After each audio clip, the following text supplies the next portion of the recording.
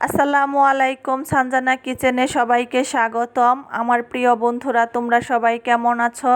চলে এসেছি আজকে খুবই লোভনীয় একটি ভর্তার রেসিপি নিয়ে। আজকে আমি বাদাম দিয়ে নারিকেল ভর্তা বানিয়েছি। এই ভর্তাটা খেতে কিন্তু খুবই মজা লাগে, খুবই সুস্বাদু এই ভর্তা। আশা করি রেসিপিটি তোমাদের কাছে খুবই ভালো লাগবে। ভালো লাগলে লাইক, কমেন্ট, শেয়ার করে দিও।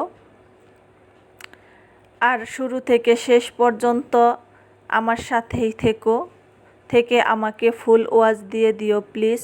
তো চলো রেসিপিটি শেয়ার করে দেই তোমাদের সাথে।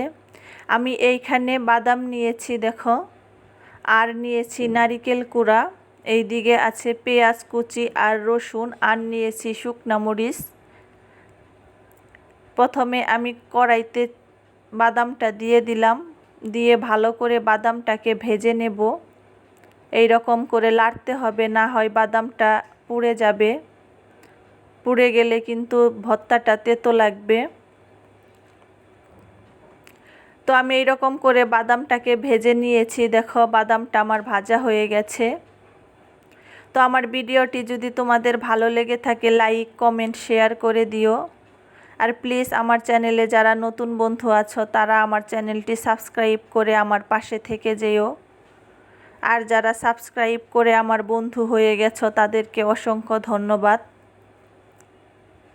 এখন আমি পেঁয়াজ, রসুন আর শুকনা মরিচটাকে একটু সর্ষের তেল দিয়ে ভেজে নেব। আমি যেরকমভাবে বানিয়েছি এই রকমভাবে একবার বাসায় বানিয়ে খেয়ে দেখো বন্ধুরা, খুবই ভালো লাগে, খুবই মজা হয় এই ভর্তাটা খেতে। তো আমার পেঁয়াজ, রসুন আর শুকনা মরিচটা ভাজা হয়ে গেছে। এখন আমি নামিয়ে ফেলবো। একটু লাল লাল করে ভেজে নেব।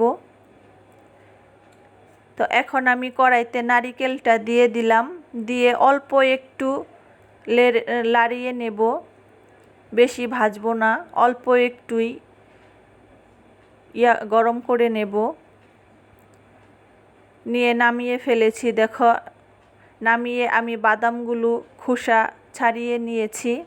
এটা কিন্তু ভাজার পরে হাত দিয়ে একটু ডলা দিলেই বাদামের খোসাটা উপর থেকে উঠে যাবে। এখন আমি এইগুলাকে পাটায় বেটে নেব। তো প্রথমে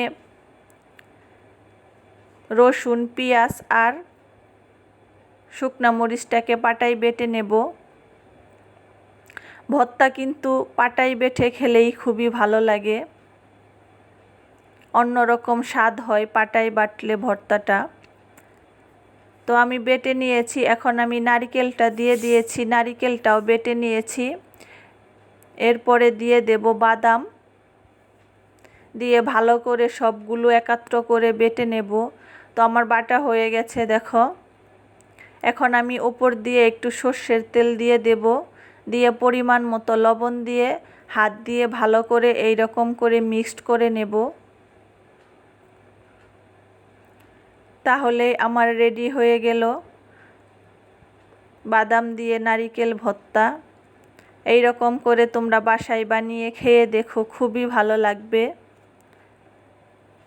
তা সেই পর্যন্তই, ভালো থেকো সবাই। আল্লাহ।